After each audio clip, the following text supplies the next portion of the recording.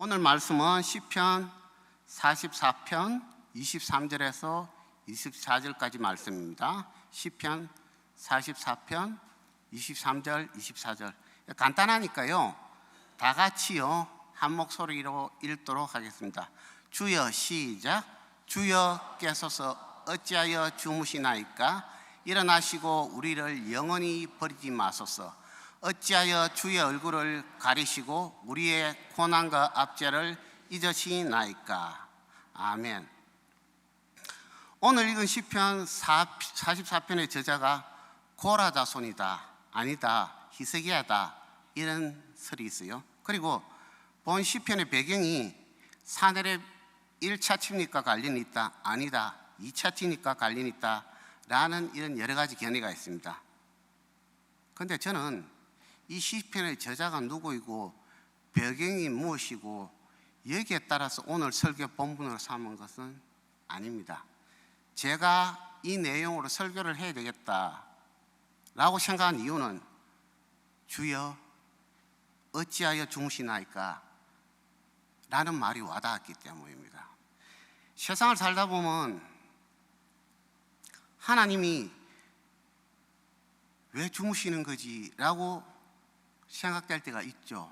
하나님은 왜 침묵하시는가를 느낄 때가 있을 것입니다. 성도 여러분들도 아마 한 번쯤 이런 생각해 보신 적 있을 것입니다. 하나님의 침묵. 아니 내가 힘든데 하나님은 왜 도와주시지 않고 왜 기적과 같은 일은 일어나지 않는가? 특별히 못된 그놈은 잘 살고 형통한 것 같은데 선한 사람은 왜 이렇게 고통받는가? 라는 기분이 들 때면 더욱더 하나님은 왜 침묵하시는가? 라고 생각하게 됩니다.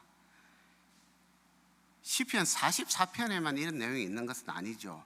시편 83편 1, 2절에도 이런 내용이 나옵니다. 하나님이여 침묵하지 마소서.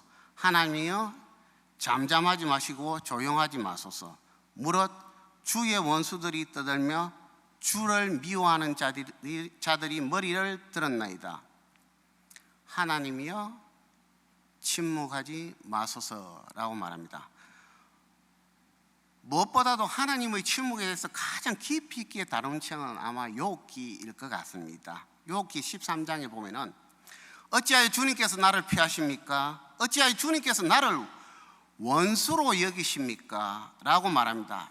욥은 하나님께서 자신을 피하고 더 나아가서 원수처럼 대한다고 불만을 말하고 있습니다. 이런 불만이 계속된다면 보통 사람이라면 그 얘기를 딱 듣고 그 불만을 해결해 두든지 아니면 그런 일이 일어난 이유를 설명해 줍니다. 이게 보통 사람이죠. 그런데 욥기에 나오는 내용은 우리의 이런 기대와 전혀 다릅니다. 우리가 알다시피 하나님은 욥기 끝까지 이런 일이 일어난 이유를 설명하지 않습니다. 그래서 욥의 불만은 계속됩니다. 욥기 23장을 보면요, 그러나 동쪽으로 가서 찾아보아도 하나님은 안 계시고 서쪽으로 가서 찾아보아도 안 보이고 북쪽에서 일을 하고 계신지 아닌지 모르겠는데 안 보이고 남쪽에서 가도 그분을 볼 수가 없구나 라고 한마디로 어디에도 하나님이 안 보인다라고 욥은 하소연합니다. 그리고 이어지는 10절에서 아니 하나님은 내가 발 옮기는 것도 알고 계실 터인데 나를 조금만 시험해 보시면 내가 흠이 없다는 것을 아실 수 있을 텐데 라고 아쉬워하면서 욥은 자신의 무지함을 말하고 있습니다. 하지만 역시 하나님의 침묵은 계속됩니다.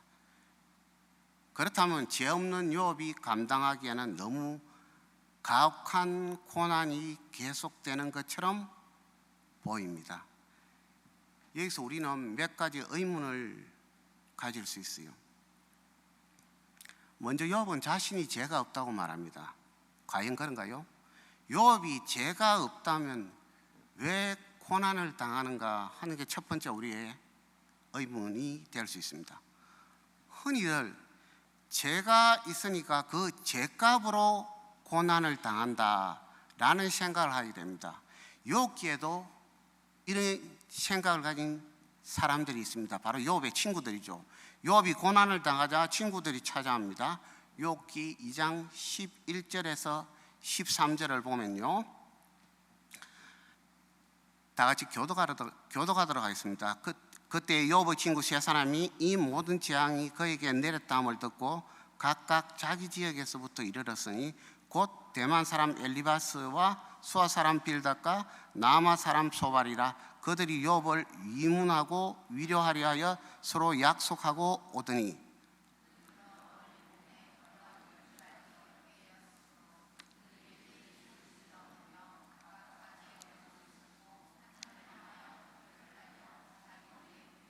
다 같이요. 밤낮 7일 동안 그와 함께 땅에 앉았으나 욥의 고통이 심함을 보므로 그에게 한마디도 말하는 자가 없었더라. 여러분들 금방 보셨다시피 밤낮 7일 동안이라고 말하는데요, 이 7일이라는 기간은 죽은 자를 위해 애도하는 기간과 동일합니다. 따라서 욥의 친구들은 욥에게 최상의 슬픔과 위로를 표시하고 있는 것입니다. 또 욥의 세 친구들은 욥의 비참한 상태에 대해서 말을 잃었습니다. 섣불리 위로의 말을 건네기보다는 침묵을 지키는 것이 도리어 효과적이라고 생각해서 고통당하는 욥과 같이 말없이 있어줌으로써 나름 그들의 깊은 우정을 보여주고 있습니다. 만약 여러분이 아프다면 이렇게까지 먼 곳에서 찾아오고 또 7일 동안이나 함께 있어줄 친구가 있으십니까? 최근에 제 친구가 막내 아들을 어떤 병으로 인해서 먼저 보내야 했습니다. 그 아들의 나이가 25살입니다. 막내 아들을 먼저 보낸 친구는 제가 찾아갔을 때 그렇게 말을 많이 할 수 있는 상황이 아니었습니다. 그저 말 몇 마디 건네고 위로해주고 그 친구가 하는 말을 들어주고 그게 다였습니다. 사실 우리는 잠시 찾아가서 얼굴 보고 말 들어주고 위로하는 것 외에는 어떻게 할 방법이 없습니다. 이에 비해 욥의 친구들은 어떻습니까? 먼 곳에서 찾아오고 7일이나 기다려주고 대단한 친구들임에 분명합니다. 하지만 그들이 찾아와서 줄곧 얘기한 것은 인과응보, 즉 욥, 네가 잘못했으니까 그에 따른 벌을 받는다라는 것이었습니다. 그러면 욥은 죄가 있어서 그런 고난을 받는 것일까요? 결론부터 말하면요, 욥이 당하는 고난은 죄와 관련이 없습니다. 성경은 이 사실을 분명히 말하고 있습니다. 그것도 초반에 얘기하고 있습니다. 욥기 1장 1절을 보면요, 욥을 두고 그 사람은 온전하고 정직하여 하나님을 경외하며 악에서 떠난 자라고 말합니다. 욥기 전하는 욥이 악에서 떠난 자임을 분명히 밝히고 있습니다. 1장 8절을 보면요, 하나님도 그와 같이 온전하고 정직하여 하나님을 경외하며 악에서 떠난 자는 세상에 없느니라고 말합니다. 하나님도 심지어 악에서 떠난 자라고 인정합니다. 욥은 죄가 없습니다. 그럼에도 고난을 당하고 있습니다. 그렇다면 왜 욥이 고난을 당할까요? 정말 아이러니하게도 하나님과 사탄의 내기 때문인 것처럼 보입니다. 내기라는 말에 약간 불편하실 수도 있겠지만 내기든 시험이든 그 영어 문제는 일단 접어두시고요, 그 내용을 한번 살펴보겠습니다. 욥기 1장 8절부터 12절까지입니다. 1장 8절부터 12절까지요. 교독할게요. 여호와께서 사탄에게 이르시되 내가 내 종 욥을 주의하여 보았느냐? 그와 같이 온전하고 정직하여 하나님을 경외하며 악에서 떠난 자는 세상에 없느니라. 욥이 어찌 까닭없이 하나님을 경외해? 주께서 그와 그의 집과 그의 모든 소유물을 울타리로 두르심 때문이 아니니까. 주께서 그의 손으로 하는 바를 복되게 하사 그의 소유물이 땅에 넘치게 하셨음이니이다.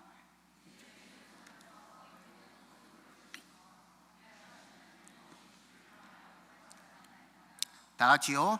여호와께서 사탄에게 이르시되 그의 소유물을 다 내 손에 맡기노라. 다만 그의 몸에는 네 손을 대지 말지니라. 사탄이 곧 여호와 앞에서 물러가니라. 방금 우리가 읽은 내용에서 알 수 있는 것은 욥이 당하는 고난은 욥의 죄와 관련이 없다. 하나님은 욥을 두고 시험을 하고 계신다. 심지어 하나님은 그 시험에 사탄까지 이용하신다라는 사실을 알 수 있습니다. 어떻게 보면 하나님이 사탄과 욥의 믿음을 두고 내기하는 것처럼 보입니다. 좀 가혹하게 보이죠. 그런데 더 가혹하게 보이는 사실은 왜 이런 일이 일어나는지를 하나님도 아시고 심지어 사탄도 아는데 욥만 모른다는 사실입니다. 여러분 어떻습니까? 바로 이런 내용 때문에 우리가 불편해지겠죠. 하나님은 왜 알려주시지 않으시는가? 왜 하나님은 침묵하시는가? 더 나아가서 혹시 내가 지금 겪고 있는 고난이 하나님 때문에 일어난 것은 아닐까 등등 여러 가지 불편한 생각이 들 수 있습니다. 여기서 몇 가지 짚고 넘어가야 될 것이 있습니다. 먼저 우리 모두 고난을 원하지는 않습니다. 하지만 고난은 있습니다. 이는 성경이 말하는 것이고 우리 경험이 이를 입증하고 있습니다. 그렇다면 고난이 무엇이고 그 고난의 성격을 알아보는 것은 필요합니다.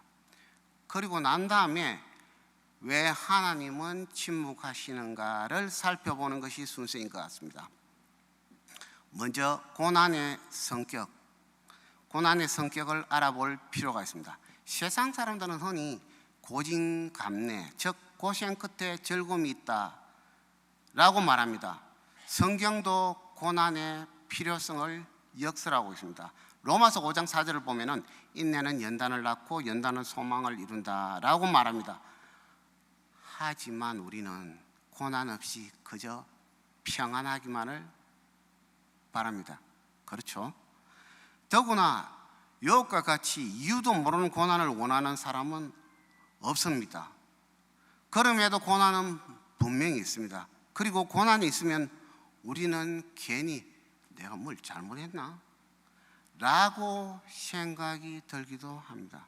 앞에서 말씀드린 것처럼 욥기에도 고난의 이유를 죄에서 찾는 친구들이 있었습니다. 그 이야기가 욥기 4장부터 27장까지 무지무지하게 길게 이어져요. 대표적인 내용이 욥기 4장 7절입니다. 죄 없이 망한 자가 누구인가? 라고 묻습니다. 그리고 이어지는 내용이 고통이란 구체적인 죄에 대한 직접적인 형벌이라고 욥의 친구들은 말합니다. 바로 보응의 원리죠. 그런데 이게 전혀 틀린 말이 아니에요. 성경도 나름 보응의 원리를 지지하는 부분이 있기 때문입니다. 갈라디아서 6장 7절을 보면요, 사람이 무엇으로 심든지 그대로 거두리라, 심는 대로 거둔다라고 합니다. 로마서 6장 23절에서는 죄의 삭은 사망이다라고 말합니다. 이처럼 그 행위에 상응하는 보응의 원리를 강조하는 내용이 성경 곳곳에 있습니다. 그러나 욥의 세 친구가 말하는 것은 선악의 보응에 대한 어떤 보편적인 원리를 욥의 고난이라는 특수한 영역에 적용시키려 했다는 점에서 그 미숙함이, 그 실수가 드러나는 겁니다. 즉 악이 징계받고 선이 보응받는 것이 일반적 원리입니다. 하지만 이것이 모든 것에 적용된다고 주장하는 건 잘못이라는 거죠. 창세기 4장을 보면 그 대표적인 예가 나옵니다. 창세기 4장을 보면 믿음의 아벨이 악한 가인에 의해 죽음을 당하게 됩니다. 이처럼 세상은 종종 악이 득세할 수 있습니다. 악이 승리한 것처럼 보입니다. 또한 하나님께서는 세상 만인의 회개와 의인의 신앙적 성숙과 유익을 위해서 악을 적극적으로 심판하지 않으시고 유보하시기도 하십니다. 그러므로 일시적으로 악의 본성은 분명히 있습니다. 악인의 형통도 있고요, 선한 사람의 고난도 있는 것이 우리가 사는 이 땅의 현실입니다. 분명한 것은 개인이 당하는 고난을 두고 보편적이고 획일적인 그런 원리를 적용하는 것은 잘못이라는 점입니다. 바로 여기서 우리는 한 가지 결론을 내릴 수 있습니다. 고난은 분명히 있다. 그리고 그 고난의 이유를 다 알 수는 없다. 우리 인생에는 도대체 이유를 알 수 없는 고난이 있다라는 사실입니다. 도대체 이유를 알 수 없는 고난이 있다. 그래서 어떤 신학자는 고난은 우리의 이해를 넘어서는 신비다라고 말했습니다. 무슨 말이냐면요, 권성징악, 즉 착한 사람은 상받고 악한 사람은 벌받고 식의 보응의 원리가 반드시 지금 우리 눈에 드러나는 것은 아니다라는 것입니다. 두 번째로요, 고난이 있다면 고난을 허락하신 하나님도 있어야 하는데 왜 하나님은 침묵하시는가 하는 점입니다. 하나님께서 허락하신 고난이 있습니다. 그렇다면 당연히 사랑의 하나님께서도 그 고난을 이겨나갈 방법도 알려주시면서 같이 있어야 되지 않겠습니까? 더 쉽게 말해, 내한테 적용해가지고 왜 나에게 기적과 같은 일은 일어나지 않는가? 그 기적과 같은 일이 일어나서 내 고생 좀 벗어나게 해주세요. 하나님 왜 나에게 침묵하십니까? 바로 이 점입니다. 이런 생각 해보신 적 없으세요? 욥기 23장 8절에서 9절까지를 보면요, 욥이 그런 심정을 잘 얘기하고 있습니다. 그런데 내가 앞으로 가도 하나님이 아니 계시고 뒤로 가도 보이지 않고 그가 왼쪽에서 일하시나 내가 만날 수 없고 오른쪽으로 돌이키시나 볼 수가 없구나. 어디에 그분이 계시나 라고 탄식하며 말합니다. 고난족인 욥이 하나님의 침묵에 대해서 아쉬워하는 부분입니다. 당연히 할 수 있는 말이죠. 그런데 이러한 탄식에 하나님은 여전히 침묵하십니다. 물론 우리는 이미 욥기의 결과를 알고 있습니다. 하나님은 하나님의 방법으로 이 모든 것을 해결하십니다. 하지만 지금 이 말을 하고 있는 욥의 입장에서 본다면 하나님의 침묵은 도저히 이해할 수 없고 굉장히 답답한 내용임이 분명합니다. 그렇다면 우리는 하나님 침묵에 대해서 어떻게 이해하고 받아들여야 할까요? 먼저 성경이 말한 내용을 한번 살펴볼 필요가 있습니다. 하나님의 침묵이라는 것은 바꾸어 말하면 하나님의 임재가 없는 것입니다. 그렇다면 하나님의 임재가 가장 확실한 경우가 무엇인가를 살펴보면 되는데요, 하나님의 임재가 가장 확실한 경우는 바로 창세기의 에덴 동산에서 그 내용일 겁니다. 아담은 하나님과 함께 에덴 동산에 거하고 하나님의 소리를 직접 들었습니다. 하나님께서 동산에 있는 모든 나무의 열매는 네가 먹고 싶은 대로 먹어라. 그러나 선악과는 먹지 마라. 그 열매 먹으면 안 된다. 먹으면 너는 반드시 죽는다 라고 말했습니다. 하지만 하나님의 임재를 가장 깊이 경험했던 아담은 하나님의 말씀을 무시하고 뱀의 유혹을 따라 선악과를 먹었습니다. 하나님과 그토록 깊이 임재를 경험했던 아담은 오히려 하나님의 말씀을 따르지 않았습니다. 하나님의 임재에 대해서 배신으로 답한 것입니다. 출애굽기를 보면요, 이스라엘은 홍해가 갈라지는 하나님의 기적을 경험합니다. 불기둥과 구름 기둥으로 하나님의 인도함을 받습니다. 만나의 공급을 통하여 하나님의 일하심을 경험합니다. 이렇게 풍성하게 하나님의 임재를 경험한 이스라엘이지만 모세가 잠시 자리를 비운 사이에 아론을 중심으로 그들은 우상 숭배를 합니다. 출애굽기 32장 1절부터 4절까지요. 출애굽기 32장 1절부터 4절까지 교독합니다. 백성이 모세가 산에서 내려오며 더딤을 보고 모여 백성이 아론에게 이르러 말하되 일어나라 우리를 위하여 우리를 인도할 신을 만들라. 이 모세 곧 우리를 애굽 땅에서 인도하여 낸 사람은 어찌 되었는지 알지 못함이니라.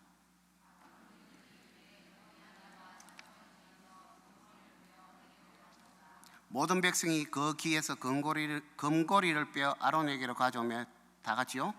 아론이 그들의 손에서 금고리를 받아 부어서 조각칼로 새겨 소관이 형상을 만드니 그들이 말하되 이스라엘아 이는 너희를 애굽 땅에서 인도하여 낸 너희의 신이로다 하는지라. 지금 누구를 두고 애굽 땅에서 인도하신 신이라고 하는 것입니까? 하나님이 아니라 금송아지입니다. 우상입니다. 이스라엘은 그렇게 깊이 하나님의 임재를 경험하고도 벌써 까마득하게 하나님을 잊어버렸습니다.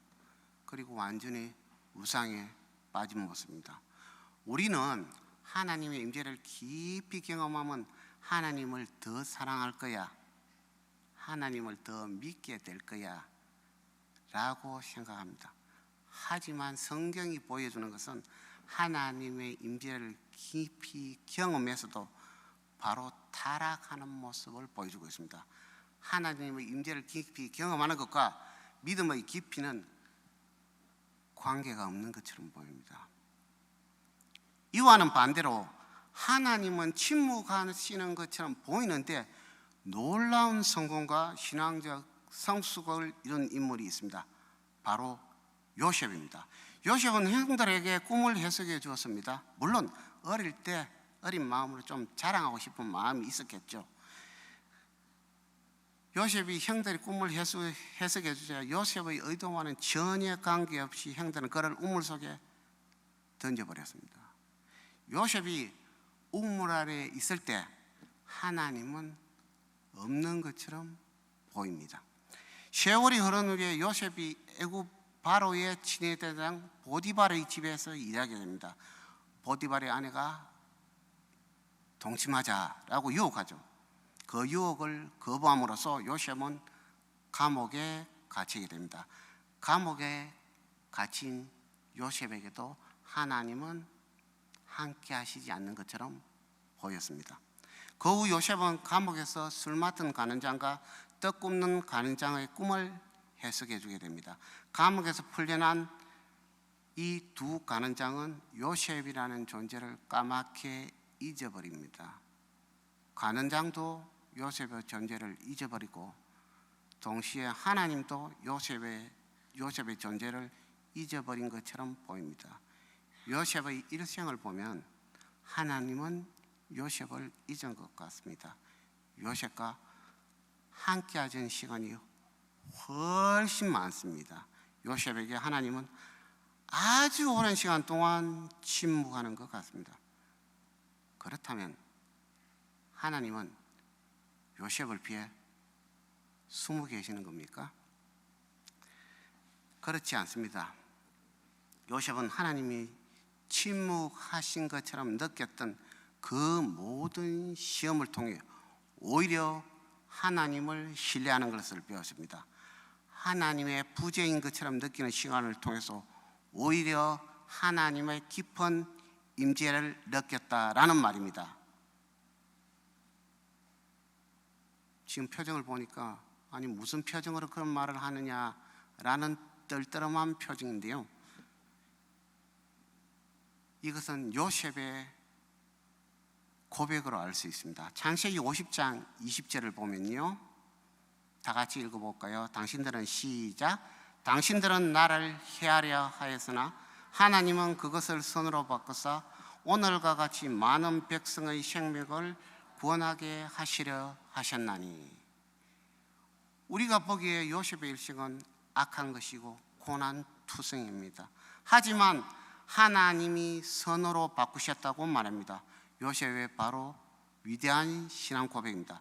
요셉은 하나님의 임재가 없었다라고 말하는 것이 아니라 오히려 하나님은 항상 함께 하시고 그 모든 것을 선으로 바꾸셨다 라고 말하고 있습니다. 하나님이 침묵하시는 것처럼 느끼는 시간이 오히려 하나님의 깊은 임재를 느끼는 시간이다 라고 말하고 있습니다. 정말 아이러니하게 보입니다. 말도 안 되는 것 같은 아이러니가 사실상 성경에는 많이 나옵니다. 가장 대표적인 아이러니한 일은 바로 예수님에게서 볼 수 있습니다. 예수님은 일어날 수 있는 모든 아이러니가 다 일어납니다. 아이러니하게도 역사상 가장 선하신 예수님이 가장 악한 죄인이 받아야 할 십자가의 형벌을 받았습니다. 너무 불공평해 보입니다. 공의의 하나님은 보이지 않는 것 같습니다. 아이러니하게도 하나님이신 예수님이 십자가를 앞두고 간절히 기도했지만 하나님은 침묵했습니다. 하나님이 하나님 아들의 기도를 들어주지 않는 것 같습니다. 하나님은 예수님을 모른 채 하는 것 같습니다. 이러한 아이러니의 절정은 바로 십자가입니다. 예수님은 자신을 잡으러 온 대제사장 종의 귀가 칼에 떨어지자 붙여줍니다. 아이러니하게도 다른 사람의 귀는 붙여주지만 자신의 생명을 이 땅에 더 이상 붙여주기에는 너무 무기력하게 보입니다. 그리고 십자가에서 하나님의 능력은 나타나지 않았습니다. 하나님이 침묵한 것처럼 보입니다. 바로 십자가의 아이러니입니다. 우리 눈에는 하나님이 침묵하시는 것으로 보입니다. 하지만 가장 무기력하게 보이고 가장 침묵했던 것처럼 보였던 그 십자가 사건을 통하여 오히려 하나님은 하나님의 뜻을 완전히 이루십니다. 가장 무기력하게 보이고 가장 침묵하게 보였던 그 십자가를 통하여 하나님은 우리의 구원을 단번에 그리고 영원히 이루셨습니다. 우리는 기적과 같이 아주 특별한 일이 일어나기를 원해요. 하나님의 임재를 정말 깊이 있게 더 깊이 뚜렷하게 경험하기를 원합니다. 그러나 우리 눈에 가장 불공평해 보이고 가장 무기력해 보이며 말도 안 되는 그 바로 십자가 사건을 통하여 하나님은 하나님의 뜻을 완전히 이루신 것입니다. 아이러니하게도 때로는 하나님의 침묵처럼 보이는 바로 그 시간이 가장 확실한 하나님의 임재입니다. 우리 눈에는 아이러니로 보입니다. 바로 그것이 우리가 이해할 수 있는 하나님의 뜻이기도 합니다. 여기서 한 가지 짚어볼 것이 있는데요. 도대체 우리는 무슨 자격으로 하나님 당신 말이지 왜 지금 아무 말도 안 하고 침묵하시는 거야? 왜 내한테 기적을 베풀지 않으시냐고요? 라고 따지듯이 하나님께 대들 수가 있죠. 창세기 1장 26절을 한번 보도록 하겠습니다. 창세기 1장 26절. 하나님이 이르시되 우리의 형상을 따라 우리의 모양대로 우리가 사람을 만들고 그들로 바다의 물고기와 하늘의 새와 가축과 온 땅에 기는 것 모든 것을 다스리게 하자 하시고, 잘 아는 내용이죠. 인간이 하나님처럼 지음받았다라고 말하고 있는 내용이죠. 이것은 피조물로 있는 우리가 요구해서 될 일이 아닙니다. 바로 하나님이 택하시고 행하신 일입니다. 우리가 창조주를 닮은 피조물이다 라는 사실은 어떻게 보면 하나님은 우리 인간을 좀 과하게 지으신 것입니다. 다른 말로 하면 하나님이 오버하셨다, 하나님의 지나친 사랑이다, 하나님의 극성이다 라고까지 말할 수 있겠죠. 복음서를 보면요, 또 다른 하나님의 지나침 또는 지나친 사랑의 표시가 나타납니다. 요한복음 1장 1절 14절을 보면요, 요한복음 1장 1절 태초에 말씀이 계시니라 이 말씀이 하나님과 함께 계셨으니 이 말씀은 곧 하나님이시라 라고 합니다. 14절 보면요, 말씀이 육신이 되어 우리 가운데 거하시며 우리가 그의 영광을 보니 아버지의 독생자의 영광이요 은혜와 진리가 충만하더라 라고 합니다. 피조물인 인간이 하나님을 닮게 지어졌다는 것도 지나친 겁니다. 하지만 창조주인 하나님께서 우리와 같은 인간이 되셔서 우리와 같이 거하신다라는 것은 더욱 지나친 것입니다. 쉽게 말해서 말이 안 되는 일이 일어났습니다. 그런데 말도 안 되는 이런 아이러니가 이 일이 일어났고, 하나님은 이 말도 안 되는 아이러니를 통해서 우리의 구원을 이루신 겁니다. 그런데도 우리는 하나님은 왜 죽으시는가? 왜 침묵하시는가? 하나님을 해서 죽으시지 말라, 침묵하지 말라고 요구합니다. 사실 우리는 그런 자격이 없습니다. 피조물로서 또 죄인으로서 어떤 이유로도 하나님을 향해서 침묵하지 마세요 라고 요구할 이유도 자격도 없습니다. 그렇다면 그 다음에 생각할 수 있는 것이 있습니다. 혹시 하나님의 침묵은 바로 하나님의 뜻이 아닌가 하는 점입니다. 창세기 1장 26절을 다시 보면요, 하나님이 이르시되 우리의 모양대로 우리가 사람을 만들고 그들로 하여금 다스리게 하자 라고 합니다. 이 말씀에는 우리를 향한 하나님의 뜻이 담겨 있어요. 하나님의 뜻에는 선택과 위임이 있습니다. 모든 선택이 그렇지만 선택은 한 가지를 선택하면 다른 한 가지를 선택할 수 없는 제한이 따릅니다. 하나님은 하나님의 형상을 따른 사람을 만들기를 선택했습니다. 이것은 사람을 두고 먼지나 불필요한 것으로 만들었다라는 의미가 아니라 하나님으로부터 왔다, 사람의 시작과 기원이 하나님임을 말하고 있습니다. 즉 사람은 하나님으로부터 왔으니 가장 존귀한 존재다, 사람이 하나님을 닮은 가장 존귀한 존재다라는 사실을 알려주는 거죠. 따라서 하나님은 사람을 가장 존귀하게 지었으므로 무가치하게 사람을 대할 수가 없는 겁니다. 최고의 가치로 하나님이 할 수 있는 모든 방법을 다 동원하여 사람을 지키고 사랑하시는 이유가 바로 하나님의 뜻입니다. 또한 사람은 하나님으로부터 모든 것을 다스리는 위임을 받았습니다. 이것은 피조물인 인간이 요구한다고 해서 될 일은 아니죠. 하나님이 뜻하신 거고, 그러기에 따라서 모든 것을 다스리는 만물 통치권을 받은 것이죠. 하지만 그 위임의 결과는 에덴 동산에서 바로 나왔죠. 하나님을 따르는 대신 죄를 따랐죠. 하나님의 위임에 배신으로 답한 것입니다. 하나님은 이러한 배신에 하나님의 방법으로 해결하셨습니다.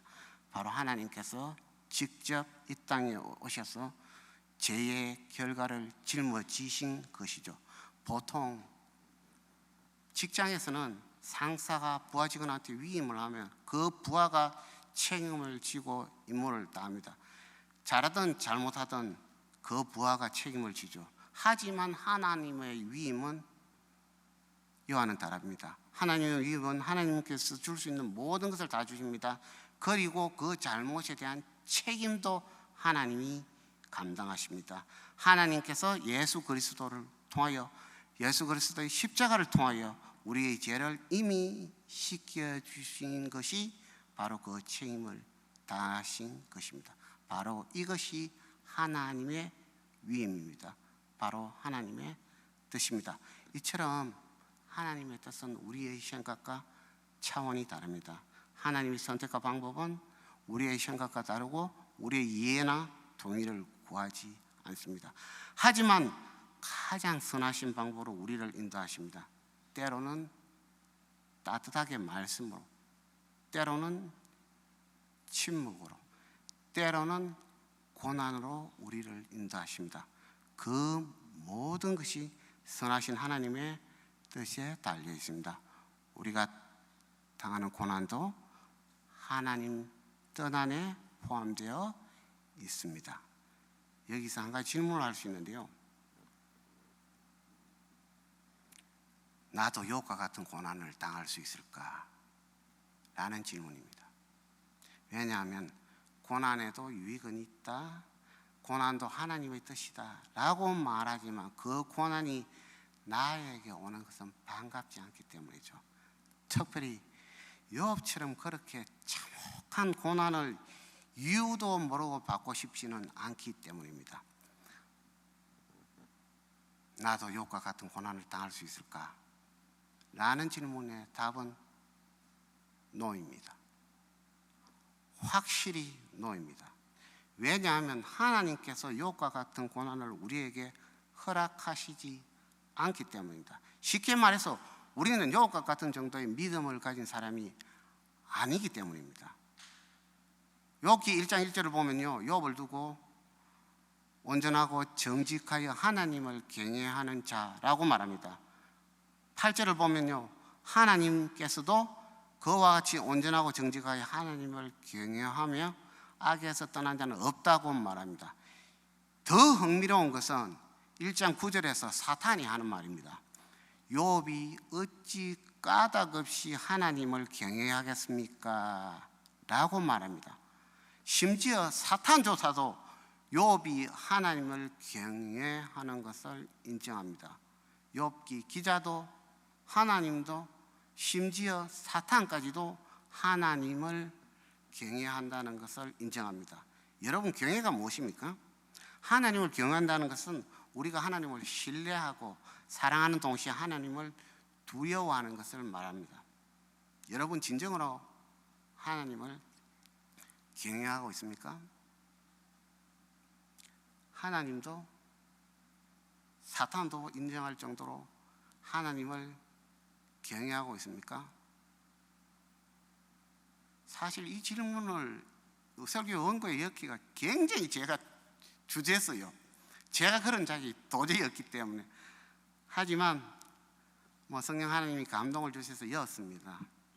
여러분이나 저나 우리 모두는 욥과 같이 하나님을 그렇게까지 경외한다고 말할 수는 없을 것 같습니다. 그러므로 나도 욥과 같은 고난을 당할 수 있을까라는 질문은 성립되지 않습니다. 왜냐하면 하나님 믿고 맡길 만한 그릇이 아니기 때문입니다. 우리는 욥과 같은 그런 믿음의 인물이 아닙니다. 그렇다면 우리 믿음의 그릇은 어느 정도일까요? 욥의 친구 정도 갈 수 있을까요? 답은 역시 노입니다. 그렇게 먼 곳에서 찾아와 그렇게 깊이 헌신할 수 없습니다. 7일 동안 기다려주기는커녕 7시간 동안 못 기다려주는 것이 우리 아닙니까? 저만 그렇습니까? 차라리 우리는 욥의 아내에 가까울 수 있습니다. 욥의 아내가 하는 말, 욥기 2장 9절입니다. 그의 아내가 그에게 이르되 당신이 그래도 자기의 온전함을 굳게 지키느냐? 하나님을 욕하고 죽어라! 그렇게 고난을 당하면 차라리 하나님을 욕하고 죽어라! 죽어! 더 신랄하게 제가 표현하고 싶은데 여기까지밖에 안 돼요. 하나님 욕하고 죽어라! 죽어! 여러분, 이게 웃을 일이 아니에요. 욥과 같이 자식 다 잃었습니다. 정말 피땀 흘려 모은 것이 다 날아갔어요. 그렇다면 우리가 욥과 같이 갑작스러운 고난을 당한다면 하나님이 없다고 부정하고 하나님을 떠날 수 있습니다. 아니, 떠날 것 같아요. 욥은 우리와 믿음이 다릅니다. 믿음의 그릇이 다릅니다. 욥이 우리와 다른 점이 또 있는데요, 그것을 보면 우리가 욥이 정말 믿음의 사람이라는 걸 알 수가 있어요. 욥기의 내용을 중에 내 아들 돌려도, 잃어버린 내 재산 돌려도라는 말이 안 보여요. 보통 우리 같으면 잃어버린 것에 대해서 아쉬워하고 되찾고자 하는 마음이 있을 겁니다. 그런데 내 아들 돌려달라, 잃어버린 내 재산 돌려달라고 하는 것이 없습니다. 욥은 잃어버린 것에 대한 원망과 한탄보다는 하나님은 왜 무지한 나에게 이런 고난을 허락하셨는가, 하나님은 왜 침묵하시는가에 더 초점을 두고 있습니다. 하나님이 있다는 것을 전제로 두고 계속 얘기가 전개되고 있습니다. 잃어버린 것보다는요, 하나님의 초점을 두고 욥기는 전개되고 있어요. 욥은 분명히 우리와 믿음이 다른 인물입니다. 또한 우리는 욥의 친구와 같이 헌신하고 섬길 정도도 안 됩니다. 큰 고난이 닥치면 그래, 하나님이 없다, 그래 하나님 욕하고 죽어라 라고 욕하는 그 욥의 아내에 가깝습니다. 우리는 이렇게 연약하고 믿음이 부족합니다. 그러므로 욥과 같은 엄청난 고난은 우리에게 없습니다. 하나님이 허락하시지 않기 때문입니다. 다행스러운 것은 사랑의 하나님, 전지전능하신 하나님은 욥에게는 욥이 감당할 고난을 허락하십니다. 우리에게는 우리가 감당할 고난을 허락하십니다. 고난조차도 하나님이 허락하시는 범위 내에서 이루어지는 것임을 믿으시길 바랍니다. 아멘. 그 고난을 통해 우리는 더욱 하나님을 의지하며 믿음이 더욱 깊어질 것입니다. 아멘. 성도 여러분, 우리는 기적을 바랍니다. 하나님의 놀라운 임재를 바라죠. 하지만 하나님이 우리에게 원하는 것은 기적이 아니라 기억입니다. 기적과 같은 하나님의 임재가 아니라 내가 항상 너와 함께 있겠다라는 사실을 기억하기를 원합니다. 신명기 6장 4절을 보면요, 이스라엘아 들으라 라고 말합니다. 그리고 이어지는 내용은 우리 하나님은 오직 한 분뿐이신 여호와이십니다.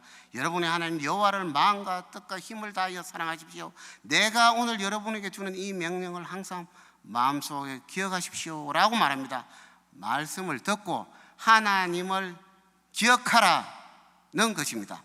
그리고 성경은 반복해서 그들은 내 백성이 되고 나는 그들의 하나님이 되리라 라고 말합니다. 이렇게 반복해서 말하는 것은 하나님을 잊지 말고 기억하라는 말입니다. 우리는 재성이 있어서 가만 놓아두면 하나님을 잊고 하나님을 잘 떠나갑니다. 요즘 인터넷 강좌가 인기가 있죠. 인터넷으로 모든 것을 배울 수 있다고 생각하는데 그런 경향이 있는데 절대 인터넷으로 못 배우는 것이 있습니다. 대표적인 것이 수영이겠죠. 수영은 물이 있는 곳이라야 직접 물에 들어가서 수영을 해야 되기 때문에 물에 들어가서 연습을 해야 되기 때문에 인터넷으로 배우는 것은 한계가 있죠. 마찬가지로 믿음도 연습이 필요합니다. 로마서 1장 17절을 보면 믿음으로 믿음에 이르게 한다라는 말이 있습니다. 칼뱅은 이를 두고 불완전한 믿음으로부터 시작해서 완전한 믿음에 이르는 신앙적 성장을 의미한다라고 말하였습니다. 믿음을 단련시키는 것이 필요하다는 얘기입니다. 믿음을 단련시키는 수영장은 믿음 안에서 하나님이 허락하신 고난입니다. 하나님이 우리 안에 믿음의 씨를 뿌렸습니다. 하나님은 그 믿음의 씨가 계속 자라기를 원하십니다. 그 믿음의 씨는 우리를 통해서 그리고 고난이라는 과정을 통해서 자라납니다. 그 과정 중에 때로는 하나님이 침묵하시는 것처럼 보이기도 합니다. 하지만 하나님이 침묵하시는 것처럼 보이는 그 순간까지도 하나님은 빈틈없이 사용하시면서 우리를 완전한 믿음으로 이끌어 가십니다. 기억하십시오. 수영을 배워서 물에 뛰어드는 사람은 없습니다. 물에 뛰어들어야 수영을 배우게 됩니다. 믿음의 수영 또한 마찬가지입니다. 언제까지 머뭇거리고 있으면요 안 됩니다. 물에 뛰어들어 더 깊은 곳으로 들어가야 더 깊은 은혜를 맛볼 수 있습니다. 때로는 하나님이 웃으면서 손을 잡아주실 수도 있습니다. 때로는 잘한다고 칭찬하실 수도 있어요. 때로는 아무도 없이 나 홀로 혼자 수영 연습하는 기분도 들 것입니다. 하지만 잊지 마십시오. 우리는 결코 혼자 수영하는 것이 아닙니다. 하나님은 언제나 우리와 함께 하십니다. 요셉을 지켜준 그 하나님은 지금도 우리와 함께 하십니다. 사랑하는 성도 여러분, 우리는 일이 잘 안 풀릴 때 혹은 고난에 처할 때 주여 어찌하여 주무시나이까? 라고 하나님 탓을 합니다. 하나님 탓하기 전에 내가 영적으로 잡는 것은 아닌지 먼저 돌아볼 필요가 있습니다. 내 믿음이 온전한지를 돌아봐야 합니다. 믿음으로 믿음에 이르게 합니다. 믿음은 믿음을 성장시키는 연습이 필요합니다. 그것이 바로 고난입니다. 고난은 항상 있습니다. 그 고난과 함께 고난을 허락하신 하나님도 함께 있습니다. 욥처럼 요셉처럼 그 어떠한 고난에도 하나님을 경외하며 믿음을 지키는 저와 여러분 되시길 주님의 이름으로 축원합니다. 기도하겠습니다.